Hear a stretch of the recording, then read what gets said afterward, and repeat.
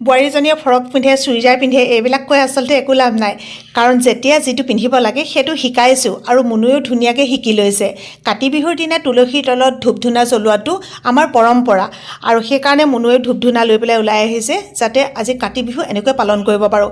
আৰু যিহেতু জুবিন দা নথকা এইটো প্ৰথম কাতি বিহু, ইমান বেছি উৎসাহ উদ্দীপনা একো নাই, কিন্তু নিয়মখিনিতো আমি কৰিবই লাগিব। আচলতে এই কথাখিনি মই এইকাৰণে ক'লোঁ, বহুতে মানে আমাক কৈ থাকে আৰু কিছুমানেতো এনেকৈও কয় যে বোৱাৰীক বোলে মূৰৰ ওপৰত তুলি ল'লে। মই অৱশ্যে কথাবোৰ এনেকৈ ভাবোঁ, ল'ৰাটো যদি নিজৰ সন্তান হয়, বোৱাৰীজনীও নিজৰ ছোৱালী বুলি ভাবি ল'লে কথাবোৰ একেবাৰে সহজ হৈ পৰে। মিছামিছি জটিলতালৈনো কিয় নি থাকিব লাগে? জীৱন একেবাৰেই দুদিনীয়া, আজি আছে কাইলৈ নাই।